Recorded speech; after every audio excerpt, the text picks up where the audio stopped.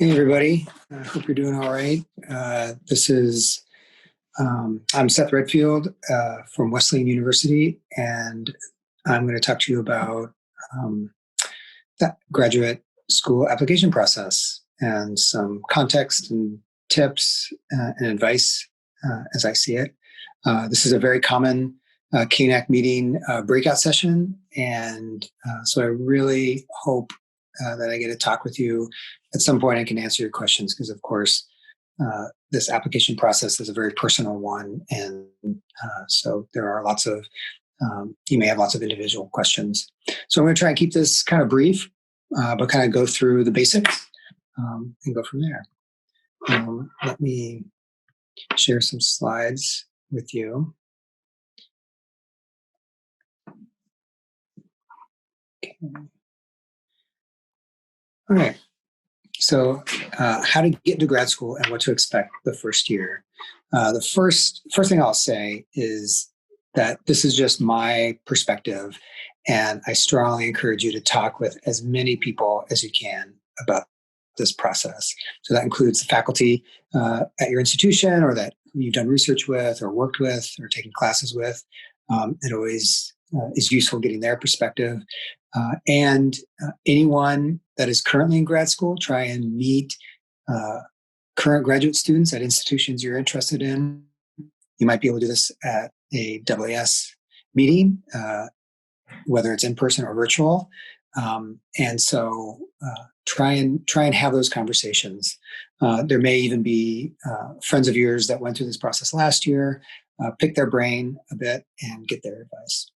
So the first thing I want to talk to you is the path, the kind of canonical or nominal time frame for going from being an undergraduate to some permanent job in astronomy. So there's grad school, which lasts 5 to 6 years. At the end of that, you typically get a shorter term postdoctoral position. In our field, it's very common for there to be 2 of them. So that's kind of 6 years of being a postdoc, often in 2 different institutions, broadening your skill set, broadening your network of people that you collaborate with. And then usually by the end of that time, you are competitive for a permanent type job. Now, this is the path, but I want to just remind all of us that there are many paths to success or to where we want to get to. And as you start talking to people, you realize that there's a lot of variation from this canonical path. So I don't want you to feel that if you do not follow this particular timeline, that somehow you are not eligible or able to get a permanent job in astronomy, because that's certainly not true. And people go in and out of this timeline, particularly at these transition points between undergraduate and grad school, between grad school and being a postdoc, between the various postdoc positions. And people move in and out of several other different areas. And I list many of them here. And I'll just make a little shameless Wesleyan plug. The master's program that we have here, we don't have a PhD program, but we do have a master's program. And that is, it's a great program for people who would like to get a little bit more foundational kind of work done, either in research or in classes, in preparation for a PhD program. Perhaps you got into astronomy late, or are not at an institution that has a lot of astronomy opportunities. Or you don't want to go on to a PhD level permanent job in astronomy, but instead you want to be involved in science writing or mission support or what have you, where a master's prepares you for that. Just some real basics that the typical astronomy PhD institution will get between 100 and 300 applicants. And that can vary from year to year. And of course, this is just an average. So there may be some institutions that some years gets much higher than that. Others may be significantly lower. But if for most institutions, they're in this range, and they usually accept 10 to 20% because they know that people are applying to multiple institutions, and they know that everyone that they accept is not necessarily going to accept their offer. And so they very often admit more. There's a balancing act that institutions do because of the randomness of that process. So they'll have a wait list that they'll create, and they may slowly select students off the wait list so that they don't get a class that's too big for them. But those are some rough numbers. There are at least 60 institutions that grant a PhD in astronomy, but most PhDs come from 15 to 20 different institutions. So it's worthwhile when you're reading papers or you're exploring websites, take a look at the institutions that the faculty or the authors on the paper are coming from. And pretty quickly, you'll kind of build this kind of list in your mind of the 15 to 20 institutions. It is typical in our field that tuition is paid for by the institution and that students are given a stipend of the order of $25,000 a year. This is certainly something you want to confirm whenever you're considering an offer. You want to make sure this is true, or at least you know the fine print, so to speak, of the offer. But we're lucky in this respect that we don't typically have to pay for our tuition, and we do get some nominal salary over the course of the year in the stipend.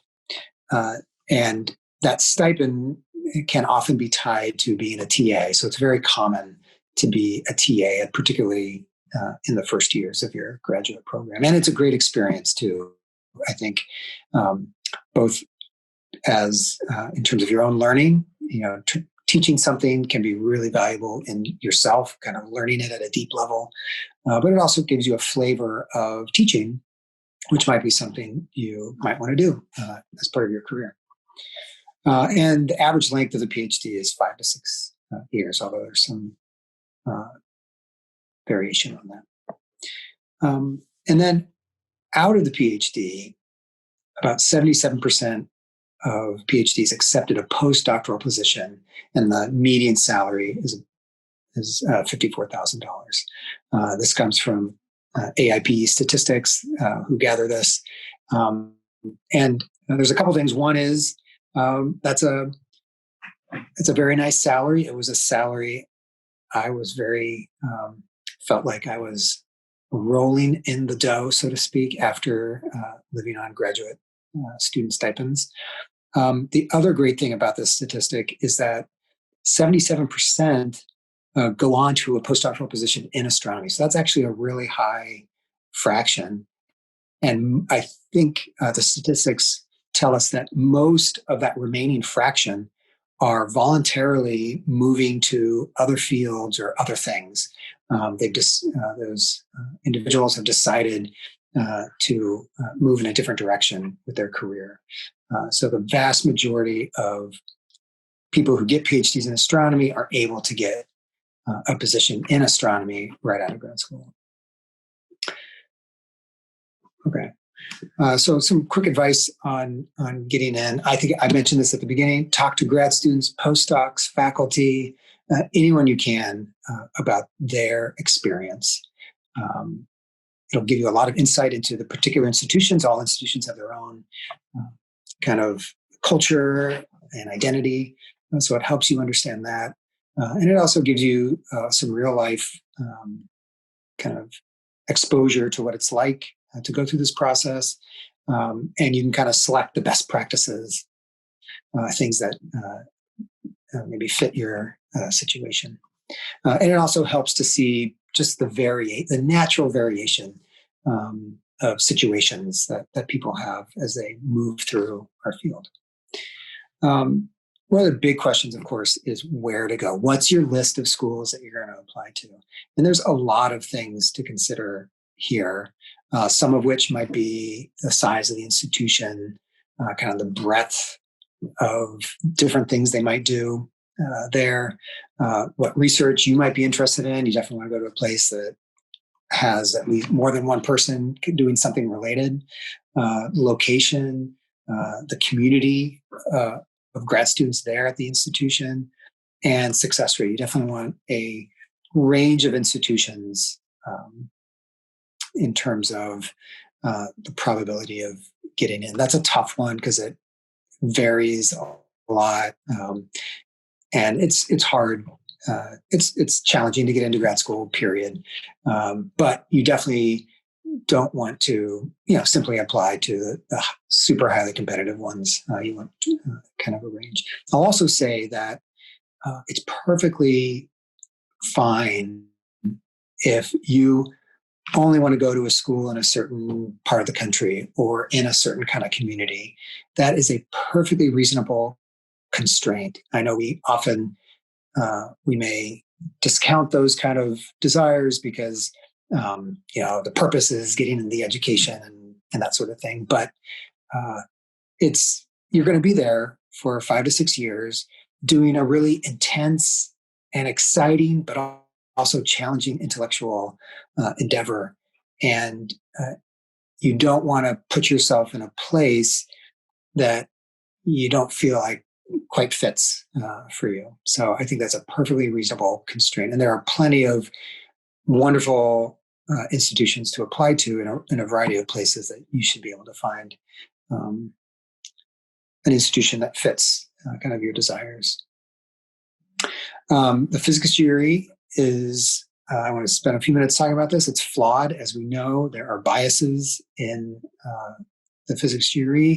It also is not a good predictor of success as an astronomer in terms of research. So remember that when you're taking it, do not internalize the score you get, whether it's good or bad, in terms of evaluating how you think you might do as a research astronomer. If you do poorly, that does not mean that you don't have the skill set to be a great researcher. And if you do great on it, don't sit back and feel great that you're going to be this amazing researcher, because it just doesn't correlate. And we know that. Nonetheless, there are still institutions that require it. And I have a link here, which is a Google Doc. Here, I'll go there. I hope you can see it, but it's a Google Doc that shows you which schools do or do not accept the physics GRE. And there's some other information in here too. So this is a really great resource. And you can see there's 30 people looking at this right now. So definitely take a look at that. The personal essay. So don't let this be your major focus. It's something we do tend to focus on because we have complete control over it. And it provides this really valuable opportunity to provide context to the other things in the portfolio, like your grades in your classes, or like the physics GRE or what have you. So it's really valuable in that respect. But you want it to be focused on your experiences and skills in the field and why this particular institution is a good fit for you. Don't spend too much time on your personal journey into astronomy, even though it's important to me. It's important to all of us. But so many essays start with, I was on a windswept hill when I was 13, gaze at the heavens. That really happened to me, and it's this powerful experience for me. But don't spend too much time on that part in your personal essay. Make it as detailed in terms of your skill set and your experiences, so that you can demonstrate that you already have a lot of the skills necessary to be a graduate student, and try and make that connection to the institution. And letters are obviously important, and you want to think about that early and talk to letter writers at least a month before to give them a heads up. We often write mini letters, and since applications are due right at the same time, this can be, a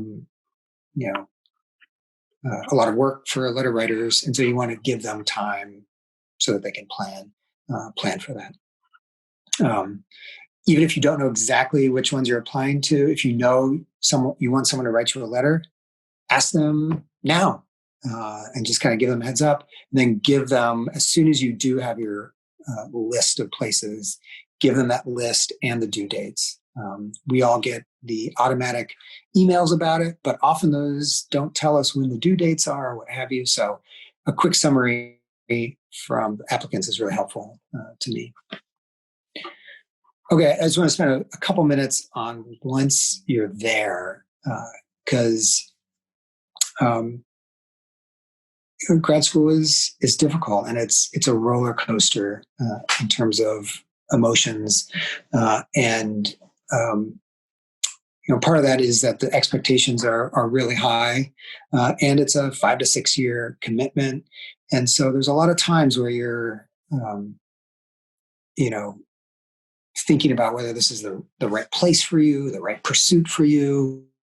You may have some rough patches. On the flip side, you're going to have some incredibly amazing experiences, and you're going to develop relationships that will last your entire life. And intellectually, it can be incredibly inspiring. So just be aware of that roller coaster. And my toughest year was my first year. Second toughest year was my second year. So it gets better and better. But that first year is challenging. It's a new place, new expectations, new people. And it's the beginning of kind of a long-term commitment. And there's definitely periods of doubt, feeling like you're an imposter, feeling that you're the only one going through a particular experience. When in most cases, that's totally not true. And there are others there that are going through it too. So try to find your support. That could be at the institution you're at. It could be at your former institution. And just try and write out, particularly that first year, and so that you have a little perspective on how it's going, and you can evaluate a little bit more objectively how it goes. Build your cohort, build that support network. Like I said, you're going to develop these strong relationships, particularly with those who are starting with you. So try and be as proactive as you can in developing that, particularly in these times when we don't necessarily see each other in person. That can be particularly hard. So you got to work hard for that, and seek your support from. There are a number of organizations and people you can turn to, and they're not all at the institution you're at. Older grad students and postdocs there. Every institution will have a graduate office, a mental health office, Title IX office. But also remember that there are external sources of support. Your former mentors, former student friends who are also in grad school somewhere else or doing something else. And of course, there are national forums and message boards that you can look to look for support. And trust your instincts and be proactive. Any student who's admitted is admitted because that group of faculty think they will succeed there. So you belong there. You have the capabilities and the skill set to do well. And so just trust your instincts, and be as proactive as you can. And, think about in that first year, you want to kind of be looking around for mentors. Ultimately, of course, you're going to have a PhD mentor. This is probably the most important professional relationship you'll have until you have your own PhD students. But you don't have to find that person in your first year, but you do want to try and identify, mentors who might become a PhD advisor or can kind of help you through the process. Here's some resources. I won't click on all of them, but the American Astronomical Society has a great career kind of part of their website. There are two national kind of message board places, AstroBites and AstroBetter. I'll go to AstroBites. Again, I hope you can see this. AstroBites has this great guide to graduate school, which is really useful. It has all sorts of links and things, articles. Here's one. You can also do a master's program. Let's check out that one. Let's see what's going on there. And so this will take us to an article that was written by a student. Let's see what it's got. Who is this? This post is written by Holly Capello, a master's student at Wesleyan University. How about that? Of course, I knew that was there. But anyway, you can get a sense for different resources and things for grad school at the AstroBites level. AstroBites is built by current graduate students in astronomy, so it's a great perspective to have. All the statistics and things I got from the AIP, you can take a look at those, and I think they're involved in this GradSchoolShopper site. And then if you need some comic relief, check out PhD Comics. Again, I hope we get to talk in person. I can answer any questions, and good luck and take care of yourselves.